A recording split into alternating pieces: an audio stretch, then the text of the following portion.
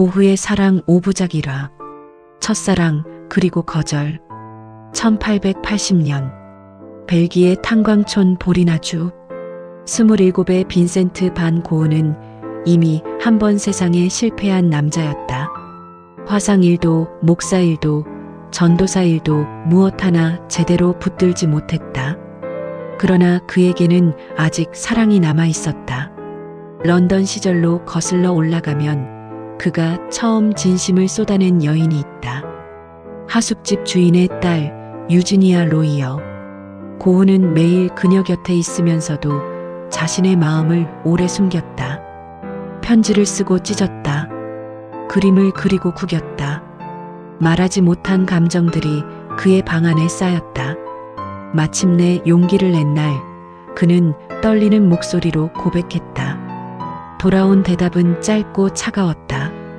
저는 이미 다른 사람과 약혼한 몸이에요. 유지니아는 이미 오래전부터 약혼자가 있었다. 고흐만 몰랐다. 아니, 어쩌면 알면서도 희망을 품었는지 모른다. 그날 이후 고흐는 무너졌다. 런던의 안개 속을 하염없이 걸어다녔고 식사를 거르기 시작했다. 가족들에게 보낸 편지에서 그는 처음으로 자신의 내면을 드러냈다. 나는 왜 이렇게 언제나 너무 늦게 도착하는 걸까? 그러나 진짜 상처는 더 나중에 온다. 몇 년 후 고흐는 네덜란드 에텐의 고향 집으로 돌아온다. 그곳에서 사촌 케이포스를 다시 만난다. 얼마 전 남편을 잃고 아들과 함께 돌아온 미망인이었다. 고흐는 그녀에게 급격히 빠져들었다. 이번엔 달랐다. 런던 시절의 서툰 감정이 아니라 진짜 함께 살고 싶다는 열망이었다. 그는 날마다 케이 곁에 머물렀다. 함께 산책하고 그림을 보여주고 시를 읽어줬다. 하지만 케이는 달아났다. 암스테르담의 친정으로 돌아가 버렸다. 고흐는 뒤를 쫓았다. 케이의 아버지 집 앞에서 문을 두드렸다. 문은 열리지 않았다. 그는 램프 불꽃 위에 손을 갖다 대며 말했다. 그녀가 나를 만나줄 때까지 이 손을 불 위에 올려두겠습니다. 케이의 아버지는 램프를 꺼버렸다. 케이가 직접 남긴 말은 단 하나였다. 절대로 결코 없어요. 거절은 거절이 아니었다. 그것은 그의 존재 전체에 대한 부정이었다. 당신 같은 사람과는 이라는 문장은 고흐의 가슴 속에서 평생 지워지지 않았다. 그날 이후 고흐의 그림 속에 어두운 색이 들어오기 시작했다. 사람들은 그 색을 그의 광기라고 불렀다. 하지만 그것은 그저 사랑받지 못한 사람의 색이었다. 그는 동생 테오에게 편지를 썼다. 사랑하는 것과 사랑받는 것은 전혀 다른 일인가 봐. 나는 전자는 잘하는데 후자는 도무지 모르겠어. 첫 거절이 그를 무너뜨렸다면 두 번째 거절은 그를 만들었다. 더 정확히는 무너진 자리에서 붓을 들게 만들었다. 사랑받지 못한 고흐는 그렇게 화가가 되기로 결심했다. 고흐의 사랑 5부작 2화 전편 창녀를 사랑한 화가 1882년 헤이그 겨울 케이에게 거절당한 고흐는 그림 공부를 위해 헤이그로 이사했다. 사촌 화가 안톤 모베의 화실에 드나들며 기초를 배우던 시절이었다. 그는 돈도 없고 인정도 없고 곁에 아무도 없었다. 그 겨울 비가 오는 거리에서 한 여자를 만났다. 시엔 호르닉 32살. 3살짜리 딸을 키우는 미혼모였고 5달째 임신 중이었으며 생계를 위해 몸을 팔아야 했던 여자였다. 알코올 중독의 흔적이 얼굴에 새겨져 있었고 손은 일로 거칠었으며 눈 안에는 오래된 체념이 살고 있었다. 세상 누구도 거들떠보지 않을 여자였다. 고흐는 그녀를 자신의 집으로 데려왔다. 동생 테오는 놀랐다. 부모님은 경악했다. 화실 스승 모베는 관계를 끊었다. 헤이그 사교계의 지인들은 비웃거나 멀어졌다. 화가가 창녀와 산다는 소문은 빠르게 퍼졌다. 고우는 개의치 않았다. 아니, 어쩌면 의도한 것인지도 모른다. 세상이 외면한 여자와 세상이 이해하지 못한 남자 그 둘이 서로에게 유일한 피난처가 됐다. 그는 시엔을 모델로 그림을 그렸다. 임신한 배를 한 손으로 감싸며 의자에 구부려 앉은 그녀의 모습을 담은 드로잉. 슬픔은 고우 초기 작품 중 가장 강렬한 것으로 꼽힌다. 작품 아래에 그는 미슐레의 문장을 적었다. 어떻게 이 세상에 혼자인 여인이, 버림받은 여인이 있을 수 있는가? 그는 시엔을 그리면서 자신을 그렸다. 시엔이 출산한 뒤 고우는 병원으로 달려갔다. 아이를 안아들고 테오에게 편지를 썼다. 이제 나는 가족이 생겼어. 처음으로 누군가에게 필요한 사람이 된 것 같아. 그 편지에는 행복이 있었다. 서툴고 불안정하지만 분명히 행복이었다. 고흐의 사랑 5부작 2화 후편. 창녀를 사랑한 화가. 함께 사는 1년 반 동안 고흐는 폭발적으로 그림을 그렸다. 시엔의 딸을 그렸고, 시엔을 그렸고, 헤이그의 거리를 그렸다. 사람들의 노동하는 손, 낡은 신발, 구부러진 등 그가 포착한 것들은 모두 세상이 외면하는 것들이었다. 그의 눈은 항상 버려진 것들을 향해 있었다. 그러나 가난은 사랑보다 집요했다. 테오가 보내주는 돈은 두 사람이 살기엔 턱없이 부족했다. 시엔의 알코올 문제는 나아지지 않았다. 아이들을 먹이고 물감을 사는 것은 동시에 할 수 없는 일이었다. 고우는 테오에게 더 많은 돈을 요청했지만 테오도 한계가 있었다. 그리고 시엔의 가족들이 개입하기 시작했다. 그녀의 어머니와 오빠는 시엔에게 고우를 떠나라고 압박했다. 고우와 함께해서는 아이들을 제대로 키울 수 없다고. 이 화가는 돈도 없고 미래도 없다고. 1883년 9월 시엔은 아이들을 데리고 고우의 집을 나갔다. 고우는 막지 않았다. 막을 수 없다는 걸 알았다. 그는 테오에게 썼다. 나는 그녀를 행복하게 해줄 수 없었어. 그게 가장 고통스러워. 시엔이 떠난 뒤 고우의 그림에서 사람이 사라졌다. 텅 빈 의자, 낡은 구두, 빈 방. 그는 부재를 그리기 시작했다. 시엔은 그 후 불행하게 살다 1904년 스엘더 강에 몸을 던져 생을 마감했다. 고우가 세상을 떠나고 14년 후의 일이었다. 세상이 외면한 두 사람은 서로 다른 방식으로 세상에 의해 끝내 버려졌다. 고흐의 사랑 5부작 3화 전편. 귀를 자른 밤. 1888년 아르, 남프랑스. 고흐는 파리를 떠나 남쪽으로 내려왔다. 강렬한 햇살, 노란 밀밭, 짙은 청색의 하늘, 그것이 그를 불렀다. 아르에서 고흐는 혼자 살았다. 그리고 혼자 사는 것이 지겨웠다. 그는 예술가 공동체를 꿈꿨다. 뜻이 맞는 화가들이 함께 살며 그림을 그리는 공간. 동생 테오의 도움으로 아르의 작은 집을 빌렸다. 노란 집. 고흐는 이 집을 온통 자신의 그림으로 채웠다. 해바라기 연작이 바로 이 시기에 탄생했다. 누군가를 맞이하기 위해 그린 그림이었다. 그 누군가는 폴 고갱이었다. 고갱은 당시 이미 화단에서 인정받는 화가였다. 고흐보다 나이도 경력도 많았다. 고흐는 그를 존경했고 친구가 되고 싶었고 함께 살고 싶었다. 고갱이 아를로 오기로 했다는 소식에 고흐는 아이처럼 기뻐하며 그의 방을 꾸몄다. 1888년 10월 고갱이 도착했다. 처음 두 달은 충만했다. 두 사람은 함께 그림을 그리러 나갔고 밤마다 예술에 대해 이야기했다. 그러나 균열은 빠르게 왔다. 고갱은 질서와 이성을 믿었고 고흐는 직관과 감정을 믿었다. 고갱은 고흐의 그림을 틀렸다고 했다. 고흐는 고갱의 말에 상처를 받았지만 틀렸다고 인정하고 싶지 않았다. 둘은 매일 싸웠다. 고갱은 이 생활에 금방 실증을 냈다.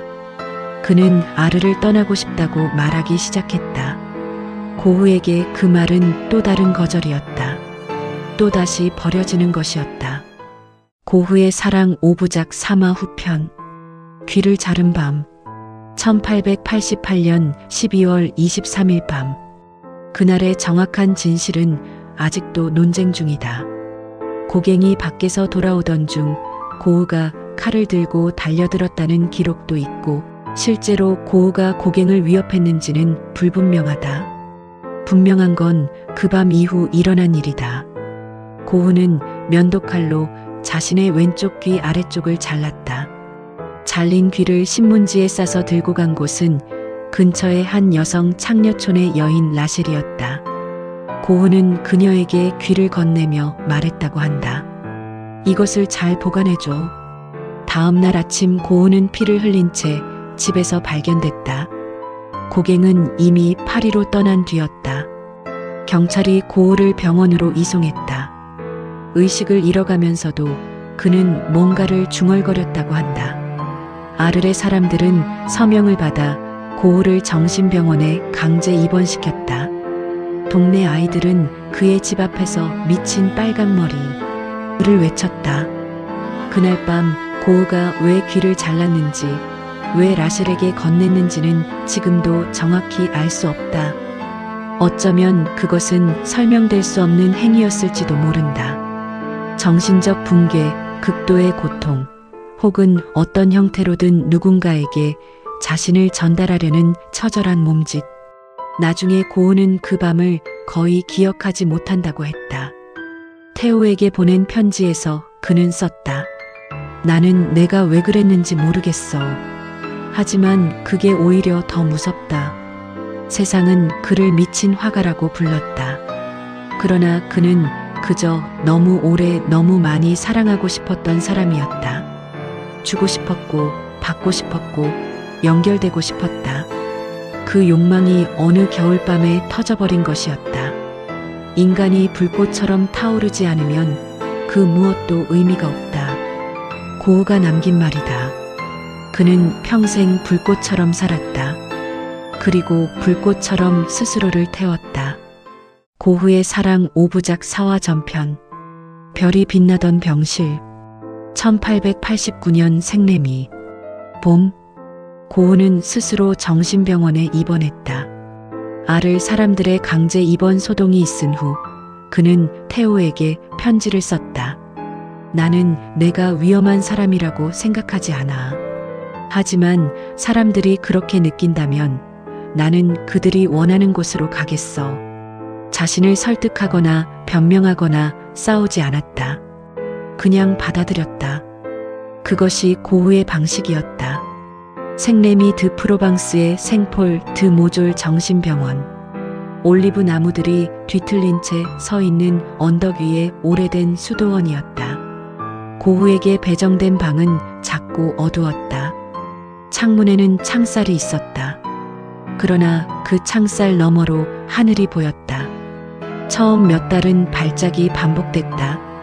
발작이 오면 그는 붓을 잡을 수 없었다. 아무것도 할 수 없는 채로 그저 시간이 가기를 기다려야 했다. 병원 일지에는 환자는 자신의 물감을 삼키려 했다는 기록도 남아있다. 그러나 발작이 가라앉은 날에는 그림을 그렸다. 병원은 외출을 허락했다. 항상은 아니었지만 허락된 날 고우는 올리브 나무밭과 밀밭을 걸으며 스케치를 했다. 허락되지 않은 날에는 방 안에서 창문을 통해 보이는 것들을 그렸다. 1889년 6월 고우는 밤에 잠을 잘 수 없었다. 발작의 두려움 때문이기도 했고 무언가를 놓칠 것 같은 감각 때문이기도 했다. 창문 밖의 밤하늘을 오래 바라봤다. 그리고 그 하늘을 캔버스에 옮겼다. 소용돌이치는 구름, 용솟음치는 별빛, 굽이치는 바람의 흔적. 그것은 실제로 보이는 하늘이 아니었다. 고우가 느끼는 하늘이었다. 살아 움직이고 흘러가고 모든 것을 끌어안는 하늘. 별이 빛나는 밤. 고흐의 사랑 5부작 4화 후편. 별이 빛나던 병실. 태호에게 보낸 편지에서 고흐는 그 그림에 대해 이렇게 썼다. 별을 바라보면 언제나 꿈꾸게 돼. 왜 하늘에 빛나는 점들에는 갈 수 없는 것일까? 죽음으로써 별에 닿을 수 있다면 죽음도 그렇게 나쁜 건 아닌지 모르겠어. 그는 동시에 수십 점을 그렸다. 창밖 올리브 나무들, 붓꽃, 사이프러스 나무, 병원 정원, 밤하늘 마치 지금 이 순간 눈에 들어오는 것들을 남김없이 기록해야 한다는 듯이. 사실 이 시기 고흐의 편지에는 두 가지 흐름이 공존한다. 한편으로는 그림에 대한 열정. 이 올리브 나무들을 어떻게 표현할지 모르겠어. 하지만 반드시 해낼 거야. 다른 한편으로는 깊은 자기회의. 나는 내 그림이 팔릴 거라고 생각하지 않아. 내 그림은 아무도 원하지 않아. 그 두 감정이 동시에 존재했다. 1889년 한 해 동안 고흐가 이 병원에서 그린 그림은 약 150점이었다. 인류 미술사에서 가장 폭발적인 창작 기간 중 하나였다. 그러나 그 어떤 그림도 팔리지 않았다. 그의 이름을 아는 사람은 거의 없었다. 병원 마당의 환자들은 그가 그림을 그리는 걸 기이하게 쳐다봤다. 간호사들은 친절했지만 그의 예술을 이해하지 못했다. 태호의 편지가 오는 날만이 그에게 바깥 세상과 연결되는 시간이었다. 고흐는 그 병실에서 쓴 편지에 이렇게 적었다. 나는 사람들을 사랑하는 법을 배웠다고 생각했는데 어쩌면 내가 배운 건 그림 그리는 법뿐이었는지도 몰라. 그래도 괜찮아. 그림이라도 남는다면. 별이 빛나는 밤, 창살 너머로 그는 계속 그렸다. 고흐의 사랑 5부작 5화 전편. 죽은 뒤에야 온 사랑. 1890년 7월 27일. 오베르쉬르 우아즈. 고흐는 밀밭으로 나갔다. 그리고 돌아오지 않았다. 저녁이 되어 여관으로 비틀거리며 들어온 그의 가슴에는 총상이 있었다. 스스로 쐈다는 것이 정설이지만 최근 연구에서는 근처에서 놀던 10대 소년이 실수로 쐈다는 주장도 제기됐다. 어느 쪽이 진실이든 이틀 뒤인 7월 29일 새벽 빈센트 반 고흐는 37의 나이로 숨을 거뒀다. 태호가 달려왔다. 고흐의 손을 잡고 곁에 있었다. 고흐의 마지막 말은 슬픔은 영원히 계속된다였다. 장례식에는 소수의 사람들만 모였다. 생전 고흐와 교류했던 화가 몇 명, 의사가셰, 그리고 태호. 밀밭이 보이는 오베르 마을 공동묘지에 묻혔다. 소박하고 조용하고 거의 아무도 모르는 죽음이었다. 살아생전 고흐가 판 그림은 단 한 점이었다. 붉은 포도밭. 1890년 브뤼셀의 전시에서 400프랑에 팔렸다. 고흐가 죽기 몇 달 전이었다. 그는 그 그림이 팔렸다는 소식을 들었다. 태호에게 편지를 썼다. 드디어 팔렸어. 그런데 이상하게 기쁘지가 않아. 그는 평생 900점이 넘는 그림을 그렸다. 판 것은 하나였다. 태호는 형의 죽음으로부터 6개월을 버티지 못했다. 극심한 슬픔과 신경쇠약 끝에 1891년 1월에 세상을 떠났다. 형제는 오베르에 같은 묘지에 나란히 잠들었다. 그 후 세상은 달라지기 시작했다. 태호의 아내 요한나 봉어르가 고흐의 그림들을 지키고 알리기 시작했다. 고흐가 태호에게 보낸 편지 수백 통을 모아 출판했다. 전시를 열었다. 세상을 설득했다. 처음엔 느렸다. 그러다 갑자기 빨라졌다. 고흐의 이름이 퍼지기 시작했다. 고흐의 사랑 5부작 5화 후편. 죽은 뒤에야 온 사랑. 그의 그림을 본 사람들은 이상한 감각을 느꼈다고 했다. 이 사람은 나를 알고 있다는 느낌. 캔버스 속에서 진동하는 물감들, 소용돌이치는 하늘, 떨리는 붓. 자국들이 어떤 말보다 선명하게 감정을 건드렸다. 1987년 고흐의 붓꽃은 경매에서 약 540억 원에 팔렸다. 1990년 가세 박사의 초상은 약 925억 원에 팔렸다. 별이 빛나는 밤은 뉴욕 현대미술관에 영구 소장됐다. 그의 그림은 전 세계 수십 개 나라, 수백 개 박물관에 걸렸다. 그러나 숫자가 중요한 게 아니다. 중요한 건 매일 어딘가의 미술관에서 고흐의 그림 앞에서 누군가가 멈춰 선다는 것이더라. 눈물을 닦는 사람도 있다. 한참을 떠나지 못하는 사람도 있다. 그림 앞에 홀로 앉아 무언가를 중얼거리는 사람도 있다. 그들이 느끼는 것은 아마 이것일 것이다. 이 사람도 외로웠구나. 이 사람도 사랑받고 싶었구나. 나처럼. 고흐는 평생 단 한 가지를 원했다. 누군가에게 닿는 것, 누군가와 연결되는 것, 사랑받는 것. 살아서는 얻지 못했다. 죽고 나서야 그는 온 세상의 사랑을 받았다. 아이러니는 이것이다. 그토록 사람들과 가까워지고 싶었던 남자가 결국 가장 많은 사람의 마음속에 살게 됐다는 것.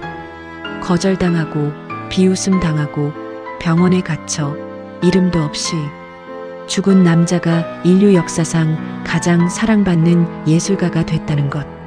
별이 빛나는 밤 창살 너머로 하늘을 바라보던 그가 남긴 편지가 있다.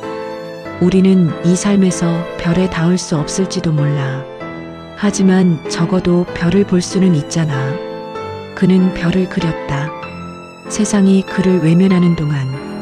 그리고 이제 그 별들은 세상 어디서나 빛난다. 빈센트 반 고흐 1853년 출생 1890년 사망. 평생 사랑받고 싶었던 남자는 세상을 떠난 뒤에야 모두의 마음속에 남았다.